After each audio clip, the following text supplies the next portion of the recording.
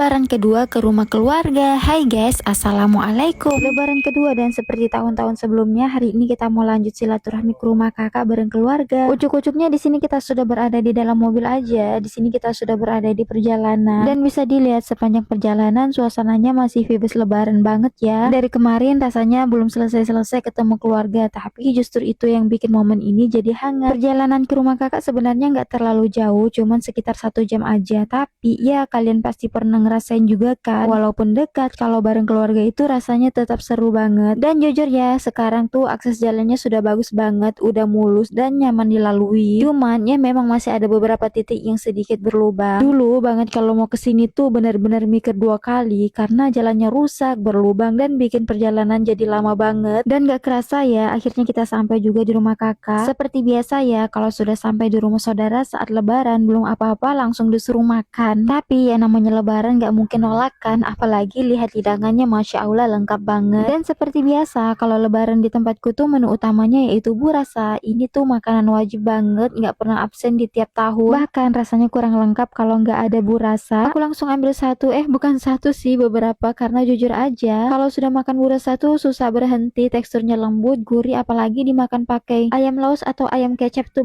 enak banget. Kelar makan perut juga sudah kenyang banget sampai rasanya pengen rebahan dulu. Dan akhirnya kita istirahat sambil tiduran. Setelah itu nggak lama setelah kita bangun, kakak ngajakin kita keluar buat metikin sayur kangkung. Katanya sih nggak terlalu jauh dari rumah, jadi kita nggak perlu naik kendaraan, ya udah sekalian jalan-jalan juga. Ini kita jalan lewat belakang rumah dan ternyata benar jalannya dekat banget. Dan sesampainya kita di lokasi tempat tujuan, nggak disangka-sangka tiba-tiba aja kejadian lucu banget. Jadi kakakku tuh lagi jalan di depan santai banget, mungkin lagi fokus ngobrol juga. Tiba-tiba kejeblos, ternyata di situ ada lubang yang ketutup sama tumpukan ampas padi. Kalau kalian lihat nih guys, tumpukan ampas padi itu sampai menggunung, jadi kelihatan kayak tanah biasa aja. Padahal di bawahnya ada lubang, dan ya kakakku nggak lihat sama sekali, langsung aja kakinya masuk ke situ. Dan di bawah tanaman kangkung ini juga ampas padi, makanya kangkungnya ini pada subur-subur. Tapi sayang katanya sudah beberapa hari di tempat kakakku ini nggak turun hujan, makanya sayurnya ini pada kurus-kurus. Coba aja kalau sudah turun hujan pasti seger-seger banget kan. Nanti kangkungnya udah lumayan banyak, jadi di sini kita langsung aja mau pulang. Sebenarnya sebelum kesini kita sudah rencanain mau buat kapurung, jadi memang dari awal tuh sudah ada plan, bukan dadakan ya. Soalnya di sini tuh enaknya bahan-bahannya gampang banget didapat. Seperti kangkung itu melimpah banget, tinggal metik aja di belakang rumah sudah ada sayur seger tanpa harus beli. Terus bukan cuman kangkung, di sekitaran rumah juga banyak pohon pisang yang jantung pisangnya itu enak banget dicampurkan sama kapurung. Dan di sini karena kapurungnya sudah jadi kita langsung aja mau makan. Karena tadi tuh untuk buat kapurungnya itu aku nggak ada nge-record sama sekali karena nggak tahu aku tuh ngapainnya tadi. Oh ya, ternyata tadi tuh aku lagi cari cabai di warung. Ternyata warung tuh banyak banget yang tutup karena masih lebaran juga kan. Ada yang warungnya buka tapi cabenya lagi yang habis. Jadi susah banget deh kalau mau cari cabai. Makan tanpa cabai tuh rasanya ada yang kurang. Untung aja tadi ada yang jual dan itu aja tinggal beberapa bungkus saja.